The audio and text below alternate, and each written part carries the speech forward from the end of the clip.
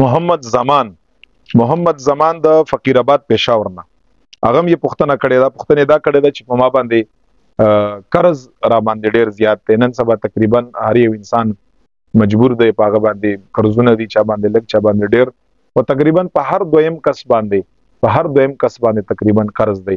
نو قرض د پاره صرف دوه وظیفې ورته خایم او دغه محمد زمان چې کوم دی د ازما جواب باوري په سکرین باندې ان شاء الله تعالی. او دا دواړه وظیفې حدیث دی. پیغمبر علیه الصلاۃ والسلام مبارک چې یو علی شیر خدا مبارک نه روایت دی او بل نبی علیه الصلاۃ والسلام مبارک ابو امامه صحابي دی رضی الله عنه، هغه ته دا وظیفه خودلې ده. نو دواړه ز دوه وظیفې ورته خایم دا شروع کړه ان شاء الله تعالی. څنګه چې په حدیث کې نبی علیہ السلام مبارک فرمایلی دي چې کله انسان باندې د غرونو په اندازه باندې قرضي، خدای پاک جل جلاله به دغه وظیفې په خاطر باندې هغه قرض ختم کا. نو استاد سوال جواب د قرض د ختمېدو اول نمبر دعا دا او دا حدیث کوم زار توایما دا حدیث مبارک چې کوم دی دا صحیح حدیث دی. په ترمذی کې دا حدیث موجود دی او په مشکات کې دا په ډیرو کتابونو د احادیثو کې دا حدیث موجود دی. او حدیث دا دی حضرت سیدنا علی شیر خدا رضی الله تعالی عنہ مبارک لا یو مکاتب یعنی یو غلام لراغی او ورته وی چې رزما زخپلی پیسې نشم خلاصولې، په ما باندې بوج دی، په ما باندې تکلیف دی، یعنی چې کوم شی ګټم اغزما لپاره کافی نه دی، قرضونه یې را باندې د خپل د ځان د خلاصېدو پیسې دی را باندې. پاته داسې یو دعا وخایه چې دا ستاسو سره یا ستاسو نبی علیہ السلام نه اوریدلی چې دا قرضونه او دا بوج او دا پیسې چې کوم زما په غاړه باندې دي چې دا ختم شي.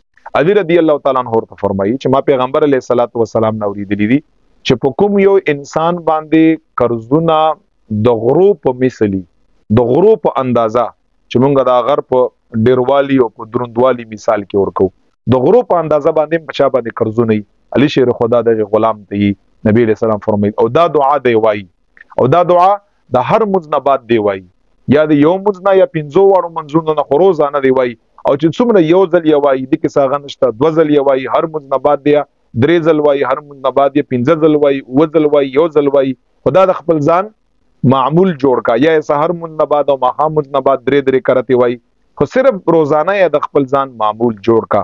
نو هغه دعا دا نو خدای پاک جل جلاله به دغه انسان قرضونه ختم کا.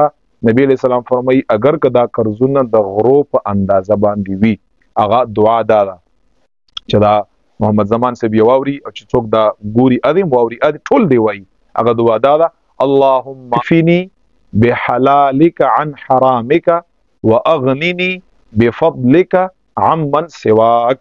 اللهم فيني بحلالك عن حرامك واغنني بفضلك عمن سواك.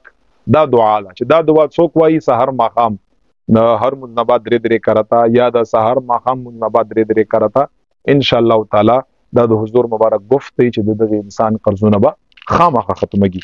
او د قرض د پاره یو بلم نبی علیہ الصلوۃ والسلام مبارک دعا خودلې ده او دام ډیره مجربه دعا ده او دام حدیث نه ثابت ده. حضرت ابو امامه رضی الله تعالی عنہ دا د پیغمبر علیہ السلام یو جدید وقدر او بهترین صحابي دی او حدیث دا سه دی چې د ابو امامه رضی الله تعالی عنہ یو ځل د ماخام نفس داسې غمگین غوندې ناستو داسې غمگین غوندې او پیغمبر علیہ الصلوۃ والسلام ورته مطلب وکاته نو داسې حالت کې وکاته چې مخکې به داسې حالت کې نو. نبی علیہ السلام تر تاسو کو ابو امامه ولی مغمومه ولی غمگینه ولی په تکلیف کې ابو امامه ورته فرمایي یا رسول الله صلی الله علیه وسلم ډیر په قرضونو کې ډوب یم، دنیا زما طرف نه بالکل مخ اړولای په تکلیفونو کې ما په قرضونو کې ما. حضور صلی الله علیه وسلم ورته فرمایي یا ابا امامه از غم چې ونه کړی دغه دعا وایا، دغه دعا د کومه چې زار ته خایمه سحر مانځنه بعد د ماخام مونځنه بعد یا یو کرته یا درې کرته سحر ماخام مونځنه بعد دغه دعا وایا خدای پاک جل جلاله بدا ټول قرضونه ختم کا.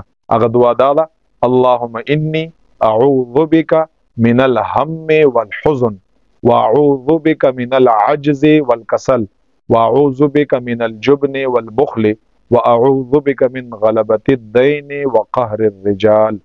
نزل بیا وایما اللهم اني اعوذ بك من الهم والحزن واعوذ بك من العجز والكسل واعوذ بك من الجبن والبخل واعوذ بك من غلبة الدين وقهر الرجال. ابو امامه فرمای چې دا دعا د نبی علیہ السلام ما د سحر او د ماښام د بعد شروع کړه د مبارک فرمایي چې والله دا ما شروع کړه خدای پاک جل جلاله د زما ټول قرضونه ور سره ختم کړه. دام د پیغمبر علیه الصلاۃ والسلام مبارک د قرض ختمېدو لپاره په حدیث کې ښودل شوی دعا ده. کوشش کړئ چې دغه دعا اهتمام کړئ. موږ ته بیا اکثر خلک دی چې ما خو ویله او ما قرضونه خو خلاص نشو. دا لږ کنټینیو ساتل پکار دي. دا داسې نه چې ته یو ځل وایې یا یو لس ورځې ووایې. خدای پاک جل جلاله د انسان په یو ځل ختمېدو باندې چې یو ځل دا دعا ووایي الله قادر دی په دې چې ستا قرضونه ختم کا.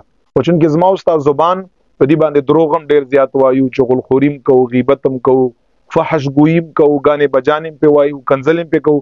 زمونږ ستاسو ژبه دومره ګندۍ چې دومره په یو ځل ویلو باندې هغه ژبه د زما او ستا نه صفا کېږي. نو دې وجه نه دا کنټینیو وساتئ، ټول عمر دپاره دا دعاګانې وایئ او دا ایمان ساتئ چې دا حضور مبارک فرمایلی دي په دغه دعا باندې به زما قرضونه خدای پاک جل جلاله خامخا ختموي. انشاءالله خامخا به ختموي.